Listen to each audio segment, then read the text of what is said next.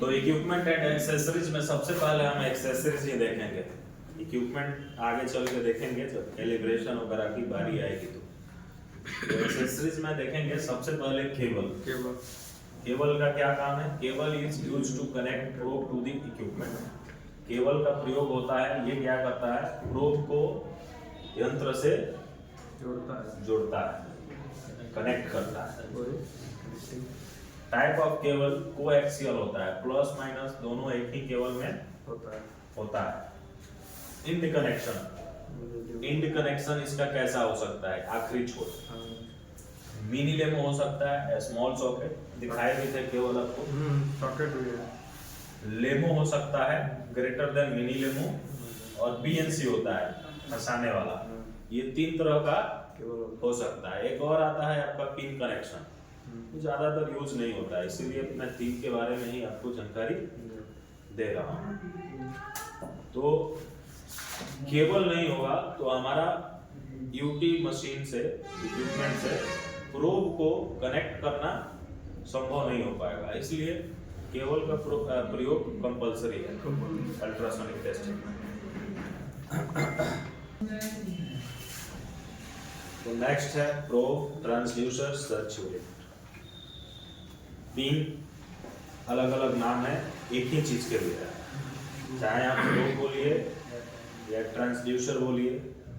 Transducer यानी transfer करने वाला, ठीक है, या सर्च यूनिट बोलिए। सर्च यूनिट यानी एक ऐसा इकाई जो ढूंढने का काम करता है, ठीक है। ये मेनली दो ही तरह का होता है, normal beam probe, angle beam probe. लेकिन बहुत जगह पूछने पे कहा जाता है कि नहीं, ये तीन तरह का होता है, normal beam probe, TR probe और एंगल प्रोब। लेकिन ये होता दो ही तरह का, ठीक है।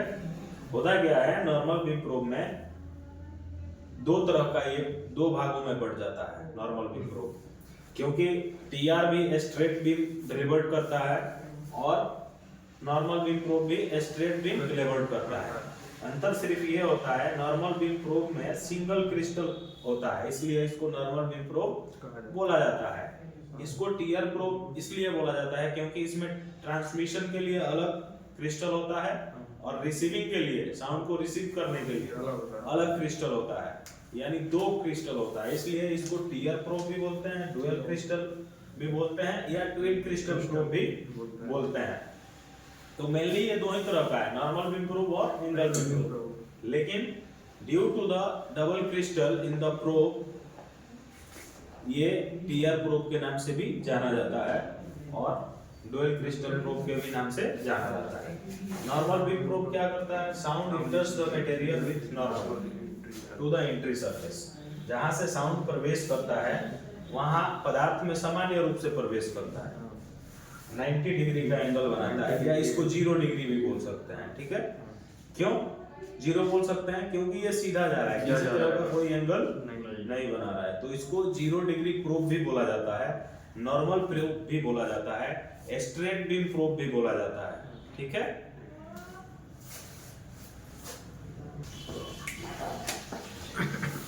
Single crystal normal beam probe. Single crystal normal beam probe में एक ही क्रिस्टल होता है जो कि ट्रांसमिशन का भी काम करता है, रिसीविंग का भी काम करता है, ठीक है। बाहरी स्ट्रक्चर इसका मेटल जो होता है कास्टिंग का बना रहता है, ताकि साउंड बाहर की तरफ ना जाए।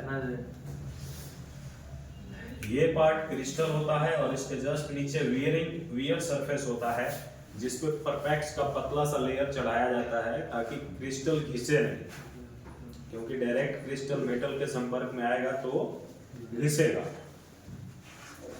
Single crystal normal beam probe is identify by, अगर single crystal normal beam probe को पहचानना है तो उसके साइज से पहचान सकते हैं, dia of the crystal, crystal का डाया कितना है उससे पहचान सकते हैं, फ्रीक्वेंसी से पहचान सकते हैं, एंड विथ वन सॉकेट, और उसमें एक ही सॉकेट होता है, यानी केबल फंसाने के लिए, केबल लगाने के लिए एक ही केबल होता है, एक ही सॉकेट बना होता है। इससे हम इसको आसानी से पहचान सकते हैं, ठीक है। क्रिस्टल जो बनता है मैक्सिमम वो क्वार्ट्ज मटेरियल से बनता है, लेकिन क्वार्ट्ज के अलावा और भी बहुत सारे क्रिस्टल मटेरियल हैं जो कि प्रयोग किए जाते हैं नॉर्मल बीम प्रोब और एंगल बीम प्रोब या टीयर प्रोब बनाने में, तो उसको भी हम आगे देखेंगे। तो मटेरियल ऑफ क्रिस्टल क्वार्ट्ज ज्यादातर यूज होता है क्योंकि क्वार्ट्ज का क्यूरी टेम्परेचर अधिक होता है। क्यूरी टेम्परेचर मतलब वह टेम्परेचर जिस पे मटेरियल अपना क्वालिटी खो देता है, तो इसका टेम्परेचर बहुत अच्छा होता है, यह हाई टेम्परेचर पे भी काम करता है, मैक्सिमम 550 डिग्री सेल्सियस तक ये काम करेगा।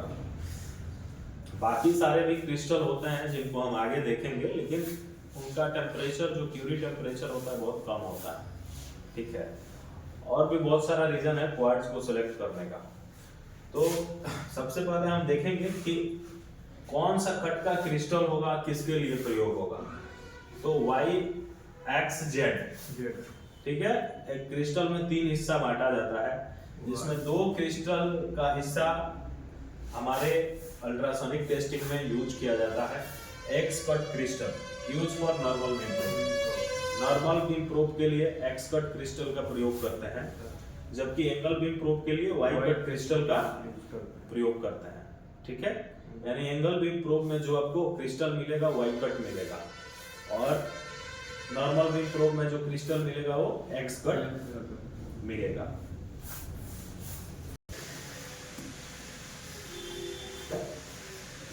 पाइजो electric materials for probes, probes के लिए जो पाइजो इलेक्ट्रिक पदार्थ यूज किए जाते हैं वो the 3 most common piezoelectric materials used in ultrasonic probes। सबसे सामान्य रूप से जो पाइजोइलेक्ट्रिक पदार्थ यूज किए जाते हैं वो 3 तरह के ही होते हैं। अल्ट्रासोनिक टेस्टिंग के में जो प्रयोग किए जाते हैं प्रोब, उसका पाइजोइलेक्ट्रिक पदार्थ जो है मुख्य रूप से 3 ही तरह के होते हैं। सबसे पहला आता है क्वार्ट्ज, जिसके बारे में अभी हम लोग देखें कि उसमें नेचुरली या तो वाई कट होगा नहीं तो एक्स कट होगा। Lithium sulphate and polarised ceramics, ये 3 तरह का होता है। The most common ceramics are barium titanate and lead zirconate titanate और PZT, यानी पोटेशियम जिरकोनियम टाइटेनेट, दोनों का मतलब सेम ही है, ठीक है। तो सिरेमिक्स का अलग काम है, क्वार्ट्ज का अलग काम है, लिथियम सल्फेट का अलग काम है, ठीक है। लेकिन अलग काम क्या है, तीनों क्रिस्टल ही हैं, तीनों वेव्स ही जनरेट करेंगे, साउंड वेव्स। लेकिन अलग क्या है, इसका क्वालिटी अलग है, तीनों का अपना अलग अलग क्वालिटी है, तीनों का क्यूरी टेम्परेचर अलग होगा, तीनों का ट्रांसमिशन और रिफ्लेक्शन करने का क्वालिटीज अलग होगा, और as a transmitter, as a trans receiver, तीनों का अलग अलग क्वालिटी होगा। बाकी तीनों का काम एक ही है, क्या है, पाइजो इलेक्ट्रिक इफेक्ट, ठीक है। लेकिन तीनों का क्वालिटीज, प्रॉपर्टीज अलग अलग होगा। A natural and well-known transducer are the quartz crystals। एक प्राकृतिक और हमारे जो जानकारी में पहले से आता है वो हमारा क्रिस्टल जो है क्वार्ट्ज है, ठीक है। दे में भी एक्स कट और वाई कट, हो सकता है कि वो एक्स कट हो या वाई कट हो। The X cut crystal produce longitudinal wave, x cut जो क्रिस्टल होता है वो लॉन्जिट्यूडनल तरंग उत्पन्न करता है या प्रदान करता है या निकालता है। And Y cut crystal produce a transverse wave, जबकि वाई कट क्रिस्टल जो है ट्रांसवर्स वेव प्रोड्यूस करता है। अब इसको नेचुरल क्यों कहा जाता है, क्योंकि ये सबसे बढ़िया क्रिस्टल है अगर ओवरऑल सब देखा जाए तो। क्यूरी टेम्परेचर क्या है, Curie temperature is the temperature at which a piezoelectric crystal will lose its piezoelectric properties। कह रहा है क्यूरी टेम्परेचर वह तापमान है जिस पे जो पाइजो इलेक्ट्रिक पदार्थ होता है, क्रिस्टल होता है, वो अपना पाइजो इलेक्ट्रिक गुणवत्ता खो देता है, यानी उस टेम्परेचर पे जाते ही वो अपना गुण खो देता है। जैसे क्रिस्टल मटेरियल है, क्वार्ट्ज है, लिथियम सल्फेट है, बैरियम टाइटेनेट है, पोटेशियम जिरकोनियम टाइटेनेट, पीजेटी है। क्यूरी टेम्परेचर सबका मेंशन है 550, 75, 115, 340। तो यहाँ हम सब में देखेंगे तो क्वार्ट्ज का जो क्यूरी टेम्परेचर है सबसे बेस्ट है, 550 तक ये यूज कर सकते हैं, कोई दिक्कत नहीं होगा। 550 पे ये जाके अपना क्वालिटी प्रॉपर्टीज लॉस कर देगा।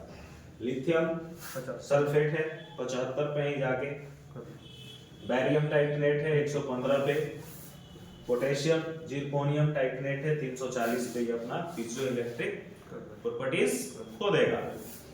अब इतने सारे क्रिस्टल हैं, अब इनका हम देखेंगे कि as a transmitter, as a receiver, as a trans receiver कौन सबसे बेस्ट काम करता है। ठीक है, उसके अनुसार हम लोग क्या करते हैं, क्रिस्टल का चुनाव करते हैं कि कौन सा क्रिस्टल प्रोब के लिए बेहतर होगा, उस क्रिस्टल का प्रयोग प्रोब में किया जाता है।